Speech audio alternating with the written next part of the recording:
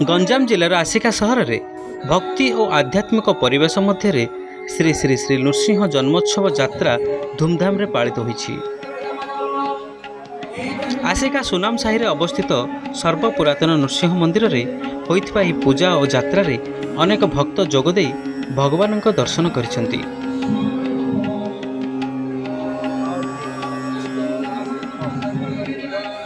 बैशाख मासर शुक्ल पक्ष चतुर्दशी तिथि रे भगवान नृसिंह जयंती पालन करा जाए। एही अवसर में आसिका सहर उपकंठर सर्वपुरातन नृसिंह मंदिर रे प्रभातरु धार्मिक कार्यक्रम आरंभ होइतिला। ब्रह्म मुहूर्त रे पुरोहित मानक द्वारा विधि विधान अनुसार पूजार्चना करा जायतिला। एहा सहित भगवान नृसिंह सह देवी लक्ष्मी को मूर्ति स्थापन करा जाय वेद पाठ और मंत्र उच्चारण मध्य षोडशोपचार पूजा संपन्न होइतिला। आस्कार जो अधिष्ठाता देवता माँ खम्बेश्वरी देवी ये मतलब देवता ये समग्र सहर बुलिया अनुमति अच्छी।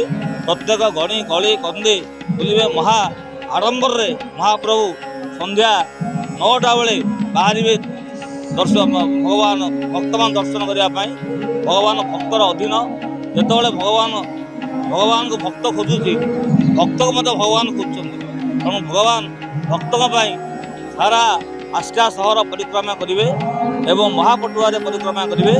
जी जार मनवांसा ये कर मनवांसा संपूर्ण भाव प्राप्त होती दया अच्छी नृसिंहनाथर। पूजा पाई फल फूल कुंकुम केसर श्रीफल अक्षत पीताम्बर सहित विभिन्न पूजा सामग्री व्यवहार करा जायतिला।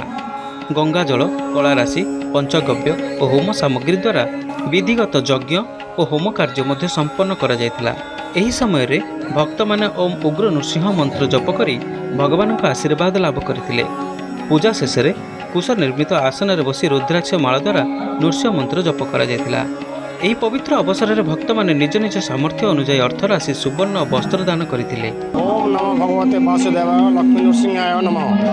आज पवित्र नृसिंह चतुर्दशी अवसर में आम सहर बहुत लोक यहाँ आसुँच प्रभु विजय प्रतिमा पदाक आसवे। आज आसला ये होम यज्ञ जाकजमक पालन हम तापर ये प्रसाद सेवन व्यवस्था अच्छी पानीय जल व्यवस्था अच्छी समस्त पणा पानी व्यवस्था अच्छी। नृसिंह चतुर्दशी बैशाख मास महालक्ष्मीकर नृसिंह ठाकुर जन्म दिवस बहु दिन है पुरातन माने दीर्घ प्राय 60-70 वर्ष है ये परंपरा काम चली आसी ठाकुर एवं मामूलू होम यज्ञ हम जोटा ये बहुत प्रकार बहुत श्रद्धालु आसवे बहुत पहुँचुचे। एही व्रत पालन कले जीवनर समस्त लौकिक दुखरू मुक्ति मिले बोली भक्त मानक मध्य गभीर विश्वास रही। पूजा और यात्रा को नहीं मंदिर परिसर और आखपाख अंचल भक्त मान भीड़ देखा मिलता। ब्यूरो रिपोर्ट विचलित खबर।